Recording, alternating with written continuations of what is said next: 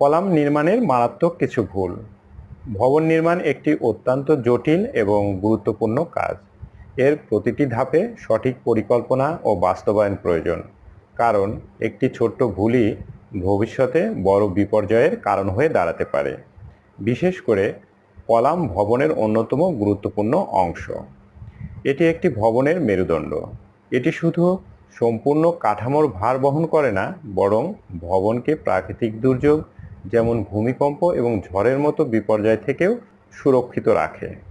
কিন্তু দুর্ভাগ্যজনকভাবে অনেক সময় কলাম নির্মাণে এমন কিছু সাধারণ ভুল হয়ে থাকে যা ভবনের শক্তি এবং স্থায়িত্বকে মারাত্মকভাবে ক্ষতিগ্রস্ত করতে পারে। এইসব ভুল ভবনের আয়ু কমিয়ে দিতে পারে এবং এমনকি ভবনটি ধসেও যেতে পারে। এই ভিডিওতে আমরা জানব কলাম নির্মাণের সময় ঘটে যাওয়া সবচেয়ে কমন ভুলগুলো কি কি এবং কিভাবে সেগুলো এড়ানো যায় বা এদের সঠিক সমাধান। এই নিয়েই আজকের বিস্তারিত আলোচনা। আমাদের মূল উদ্দেশ্য হলো ভবন নির্মাণে সঠিক নিয়ম মেনে চলার মাধ্যমে একটি টেকসই এবং নিরাপদ কাঠামো তৈরি করা।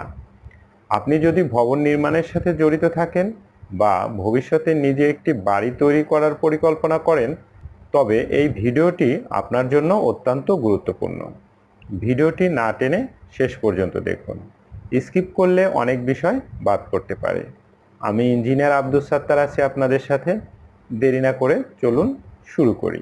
সঠিক জ্ঞান এবং প্রস্তুতি আপনাকে ভবিষ্যৎ বিপদ থেকে রক্ষা করতে পারে। আসুন জেনে নেই এবং সতর্ক হই কলাম নির্মাণের মারাত্মক কিছু ভুল। প্রথম ভুল, কলামের সঠিক অবস্থান নির্ধারণ না করা। প্রায়ই দেখা যায় ড্রয়িংয়ের সাথে মিল রেখে কলাম স্থাপন করা হয় না। সেন্টার লাইন থেকে বের হয়ে যায়।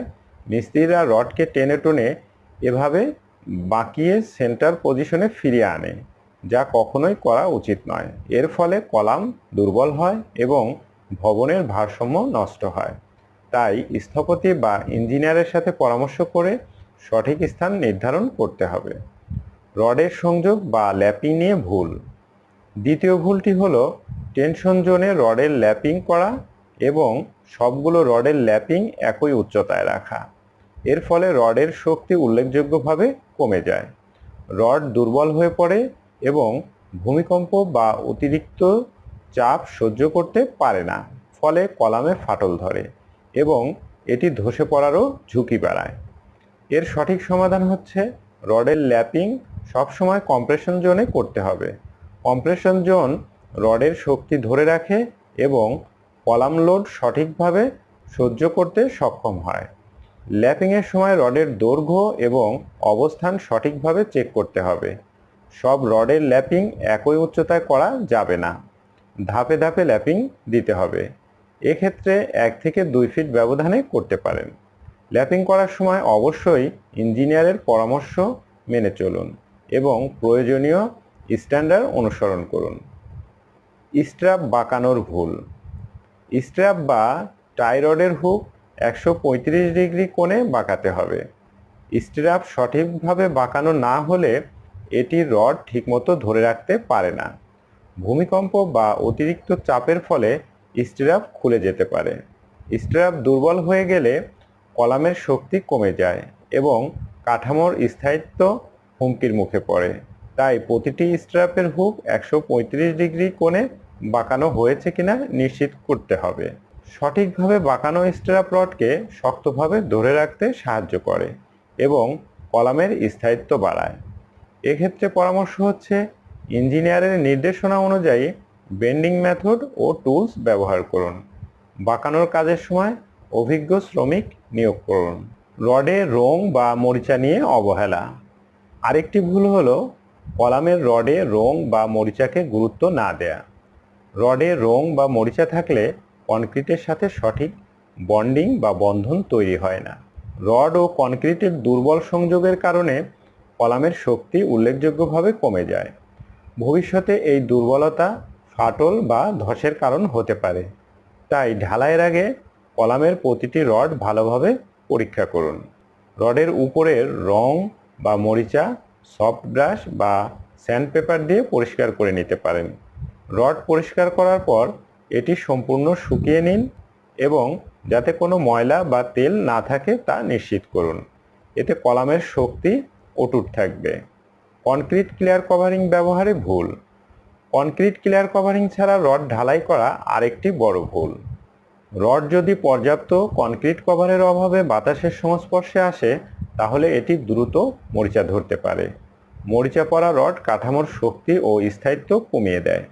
দীর্ঘ সময়ে কাঠামো দুর্বল হয়ে পড়ে এবং এটি ফাটল বা ধসের ঝুঁকি বাড়ায়। তাই কাঠামোর ধরন অনুযায়ী প্রয়োজনীয় কনক্রিট কভার ব্যবহার করতে হবে। সাধারণত কনক্রিট কভার 20 থেকে 50 মিলি রাখা হয়, যা কাঠামোর ধরন ও লোড বহনের ক্ষমতার উপর নির্ভর করে। ঢালাইয়ের আগে কভার ব্লক বা স্পেসার ব্যবহার করুন, যাতে রড এবং কাঠামোর মধ্যে ক্লিয়ার কভারিংয়ের পরিমাণ ঠিক থাকে। কাভার ব্যবহার করার পর এটি ইঞ্জিনিয়ারের মাধ্যমে চেক করাবেন। প্রয়োজনের চেয়ে কম স্ট্র্যাপ ব্যবহার করা। খরচ কমানোর জন্য প্রয়োজনের চেয়ে কম স্ট্র্যাপ ব্যবহার করা কখনোই উচিত নয়।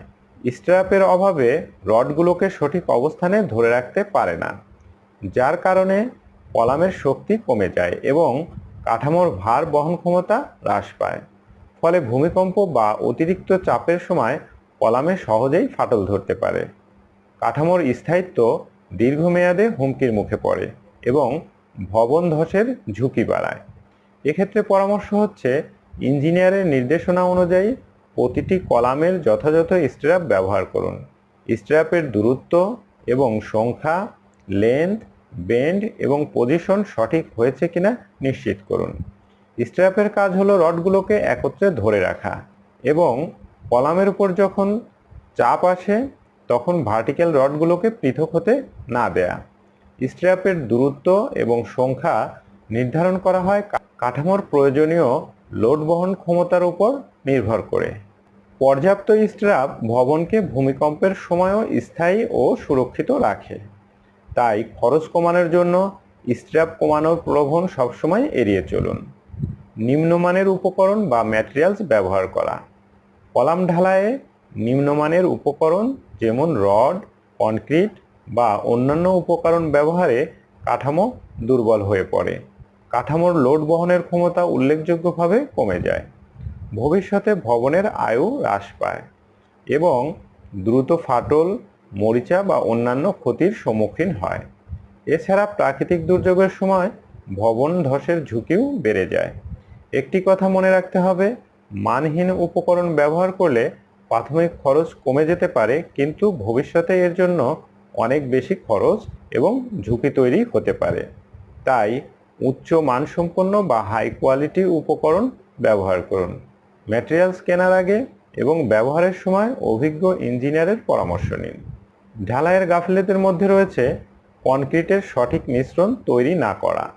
অনেক সময় পানি বেশি দেওয়া হয়, যা কনক্রিটের গুণমান নষ্ট করে। কনক্রিট মিশ্রণের সঠিক অনুপাত না থাকলে কাঠামো দুর্বল হয়ে পড়ে।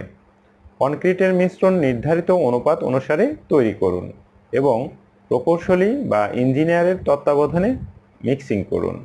অনেক সময় দেখা যায় ঢালাইয়ের সময় ভাইব্রেটর ব্যবহার না করে কেউ কেউ বাঁশ দিয়ে গুটিয়ে গুটিয়ে কম্প্যাকশন করার চেষ্টা করে, ফলে পর্যাপ্ত কম্প্যাকশন হয় না। পর্যাপ্ত ভাইব্রেশন না দিলে কনক্রিটে ফাঁকা জায়গা বা ভয়েড তৈরি হয়, যা কলামের শক্তি কমায়। তাই যথাযথ প্রক্রিয়া অনুসরণ করতে হবে। পর্যাপ্ত ভাইব্রেশন ব্যবহার করলে কনক্রিটে কোনো ফাঁকা জায়গা থাকবে না। এছাড়া বিরতি দিয়ে ঢালাই করার ফলে ফাটল বা জয়েন্ট তৈরি হয়, যা ভবিষ্যতে কাঠামোর দুর্বলতার কারণ হতে পারে। তাই ঢালাই একবারে সম্পূর্ণ করুন এবং জয়েন্ট ফ্রি কাঠামো নিশ্চিত করুন। কলামের রড ঠিকমতো বাঁধা না হলে ঢালাইয়ের সময় তা স্থানচ্যুত হয়। তাই ঢালাইয়ের আগে রড সঠিকভাবে গোনাতার দিয়ে বেঁধে নিতে হবে। ফর্মওয়ার্কের গাফিলতি। ফর্মওয়ার্কের গাফিলতিও একটি বড় সমস্যা। দুর্বল ফর্মওয়ার্ক বা লিকেজের কারণে কনক্রিটের সঠিক আকার নষ্ট হয়। ফর্মওয়ার্ক লিকেজ থাকলে কনক্রিট ফাঁক দিয়ে বের হয়ে যায়, যা কাঠামোর ঘনত্ব এবং শক্তি কমিয়ে দেয়। অপর্যাপ্ত সাপোর্টের কারণে ঢালাইয়ের সময় ফর্মওয়ার্ক ভেঙে পড়ার ঝুঁকি থাকে। তাই ফর্মওয়ার্ক স্থাপন করার আগে সঠিকভাবে পরীক্ষা করুন। মানসম্পন্ন উপকরণ ব্যবহার করুন এবং শক্তভাবে সংযুক্ত করুন। যাতে লিকেজ বা ফর্মওয়ার্ক ভেঙে পড়ার ঝুঁকি না থাকে। ফর্মওয়ার্কে লিকেজ ঠেকাতে জয়েন্টগুলো সঠিকভাবে সিল করুন। ঢালাইয়ের পর ফর্মওয়ার্ক পর্যাপ্ত সময় পর্যন্ত রেখে দিন, যাতে কনক্রিট সঠিকভাবে শক্ত হতে পারে। পানি ব্যবহারে ভুল। অতিরিক্ত পানি বা অপর্যাপ্ত পানি ব্যবহার করা বা সঠিক অনুপাতে পানি ব্যবহার না করাও বড় একটি সমস্যা।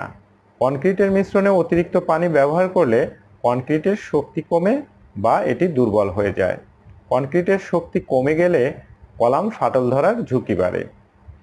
আবার কম পানি ব্যবহারের কারণে কনক্রিট সঠিকভাবে মিশ্রিত হয় না, এর জন্য কাঠামোর শক্তি ও স্থায়িত্ব কমে যায়। এছাড়া প্রয়োজনীয় কিউরিং না হলে কনক্রিট দ্রুত শুকিয়ে ফাটল ধরে।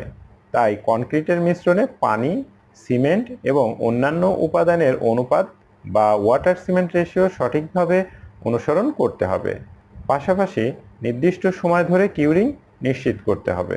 শেষ বড় ভুল হলো কারিগরি তদারকি বা সুপারভিশনের অভাব। অভিজ্ঞ ইঞ্জিনিয়ার বা সুপারভাইজার ছাড়া কাজ করলে ছোট ছোট ভুলগুলো সহজেই ঘটে যায়। ভুল কাজ পরবর্তীতে সংশোধন করতে বেশি খরচ হয়। সঠিক তদারকি ছাড়া কনস্ট্রাকশন ম্যাটেরিয়ালসের কোয়ালিটি এবং কনস্ট্রাকশন মেথড ঠিক থাকে না। ফলে নির্মাণের কোয়ালিটি কমে যায়, যা ভবিষ্যতে বড় বিপর্যয় ডেকে আনতে পারে। দক্ষ প্রকৌশলীর তত্ত্বাবধান ছাড়া নির্মাণ কাজ করলে ছোট ছোট ভুল থেকে বড় দুর্ঘটনা ঘটতে পারে। সুতরাং অভিজ্ঞ ইঞ্জিনিয়ার বা প্রকৌশলীর তত্ত্বাবধানে কাজ করুন। একজন ইঞ্জিনিয়ার নির্মাণ কোয়ালিটি যাচাই করে প্রতিটি স্টেপ সঠিকভাবে সম্পন্ন হচ্ছে কিনা তা নিশ্চিত করে। ইঞ্জিনিয়ারের পরামর্শ অনুযায়ী কাজের নকশা, উপাদান এবং নির্মাণ পদ্ধতি অনুসরণ করলে কোনো ত্রুটি ঘটলে তা সঙ্গে সঙ্গে ঠিক করা যায়। এই ছিল কলাম নির্মাণের সময় হওয়া সবচেয়ে কমন এবং মারাত্মক কিছু ভুল। মনে রাখবেন, সঠিক পদ্ধতি এবং দায়িত্বশীল নির্মাণই টেকসই উন্নয়নের চাবিকাঠি। ভিডিওটি যদি আপনার কাছে ভালো লাগে তবে লাইক দিন এবং আপনার বন্ধুদের সাথে শেয়ার করুন। আমাদের চ্যানেল সাবস্ক্রাইব করতে ভুলবেন না, কারণ নির্মাণ সংক্রান্ত আরও অনেক দরকারি টিপস নিয়ে আমরা ফিরে আসব। আপনার ভবন নির্মাণ সংক্রান্ত যে কোনো প্রশ্ন বা পরামর্শের জন্য কমেন্টসের মাধ্যমে আমাদের জানাতে পারেন। ধন্যবাদ এবং পরবর্তী ভিডিওতে আবার দেখা হবে। আল্লাহ হাফেজ।